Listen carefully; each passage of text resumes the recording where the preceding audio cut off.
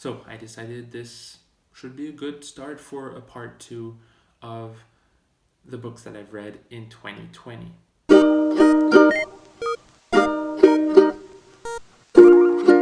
And we start this part 2 with Trois Contes by Gustave Flaubert, a French classic. Gustave Flaubert, he's a French author that is very well known in France. However, I didn't like the book. It's not my style. It was boring. I just didn't like it. Now, my very first audiobook, So Good They Can't Ignore You by Newport. Yes, it's a self-development book or self-help or whatever. It's like, I'm not gonna say it's life-changing. It's not life-changing. It has good ideas. I do think it has good ideas, and I really like Cal Newport. I read another self-help book by him, Deep Work, which has good ideas that I can't implement in my day-to-day life because that's not how it works really. But it makes you think about how to improve your work in general. And this book that I first of all, I listened to it instead of reading it because I was like, if it's bad, then let's just listen to it. I'm not going to waste too much time reading it, which is better for, I think it's a good idea for self-help books or biographies to just listen to them as audiobooks so that like time passes a bit faster than if you were to read them. So in the end, So Good They Can't Ignore You has good ideas, has good points. Not all of them are good points, but basically it's a good book. La Gloire de mon Père by Marcel Pagnol. This is again a French classic. Marcel Pagnol talks about his childhood in France. And it's like, I didn't like it that much until that one scene that is epic and very famous. And it's cute and it's adorable. It's a great scene. So I liked the book in the end because that scene really, that moment really won me over. But it's the style overall is not really what I appreciate most. Les Pendules by Agatha Christie. So this is an Agatha Christie book that I read in French because it's one of those books that I took from my grandfather's bookshelves, and then I took to Canada to read some of them. That includes La Gloire de mon Père that came just before. So he has a bunch of Agatha Christie, so I read them in French. It's kind of the same thing in the end. Les Pendules by Agatha Christie. I did not understand who done it. So it's kind of a failed attempt, in my opinion, for the book. It's too bad. I really took the time to read it, and then at the end I didn't understand who did it or how they did it. So it's too bad. Second audiobook, Story of My Life by Helen Keller. And it's such a great book. It's, first of all, Helen Keller has become, with that book, one of my idols. And when reading or listening to it, you can almost experience, or you understand her experience, I guess, of being both deaf and blind, because she describes the how touching everything feels like. Touching flowers, the brick wall, like the brick wall in her house, and especially the book is amazing at communicating how she learned how to speak. When you're deaf and blind, you shouldn't learn language. Like, how is it possible? Well, it is possible. In that book, it explains in depth how it is possible. And to me, it's just mind-boggling that someone that is deaf and blind can learn words, language, and abstract concepts like love. How do you teach the word love or thought to someone that's deaf and blind? It's just incredible. Anyways, it's a great book. Everyone should read it. Everyone should read Story of My Life by Helen Keller.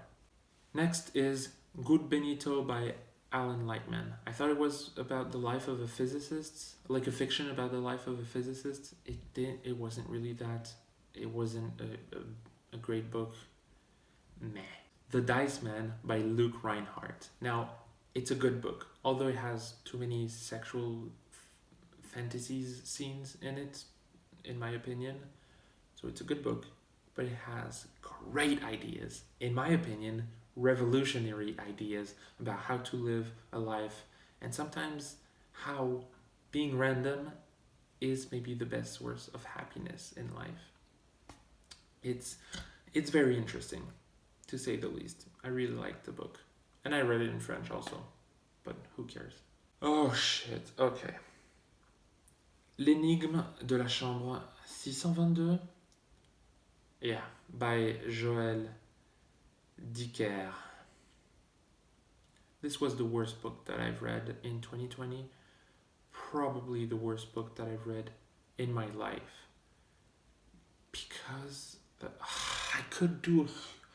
I really thought about doing a video and ranting about it, but it would be too much space and time and effort towards this book that is utter crap. In my opinion, it's just so badly written. The characters are useless. The dialogues are badly written.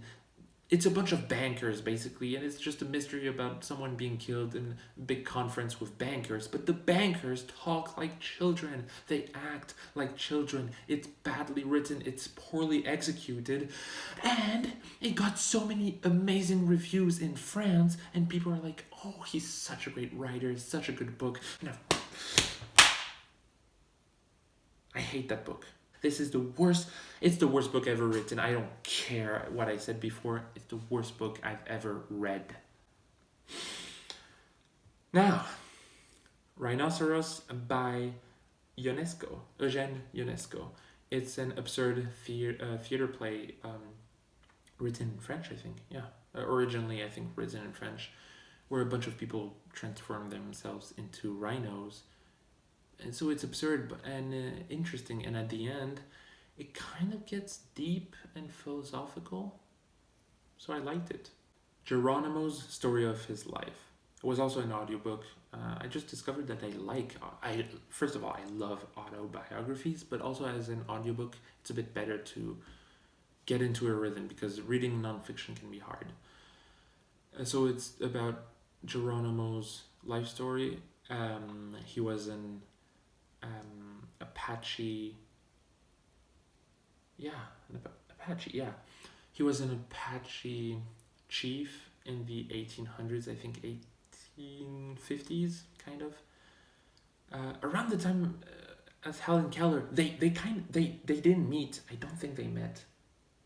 Did they meet? I don't think they met, but they were at the International Exposition of Saint Louis in St. Louis at one point in time, but like cross paths, kind of. And it's about life as in an Apache tribe with war against Mexico and against U.S. troops, and how U.S. troops just basically just didn't respect anything that they signed, any deal, any laws and agreements between Apaches, and they didn't. Just U.S. troops were bad at the time, just not fair. The Art of Communicating by, and I'll need to read this for this one, Thich Nhat Hanh. I did my best. I think it's Thich Nhat Hanh. It's about communicating healthily with people, and it's linked to Buddhism and meditation, and how we can communicate with everyone through breathing and centering yourself and focusing on what you want to say to people, and knowing that they're people, and in a better, loving manner, and how it can improve everyone's relationships between people if we let anger aside sometimes and try to communicate better. I don't necessarily agree with everything that is said in the book, but it's one of those books where you're like, if everyone reads it in school, the whole world would get better. That's what they say in the comments of the audiobook. It's kind of true. Not entirely true, but I do believe it's kind of true. The lack of communication skills between some people, like in reality TV, for example, that's a prime example of how people don't know how to communicate between each other. They don't know how to talk to each other. Pinocchio by Joël. I was rehearsing that play, so I had to read it. It's a rewriting of Pinocchio by a French playwright. in a modern and funny adaptation of the play. Yeah, funny. Le Crime du Golfe by Agatha Christie. Another Agatha Christie murder mystery, but this one is good. Limo by Sartre. I did a separate video on it that kind of flopped, but it's basically about Jean-Paul Sartre, famous French philosopher. It's about his life, his childhood, and his experience with reading and writing, but it's written in such a way that it's not too accessible for me. So I realized I forgot to film the ending of my part 1, part 2 videos, so that's what I'm doing right now. Subscribe to my channel. If you want other videos like this one, well, you're gonna have videos like this one in the next couple of days, because I made a ton. Subscribe to the channel if you haven't done it in the past 5 seconds. And watch my other videos if that might interest you. Have a good day. Have a good year. Why not? Read books, kids.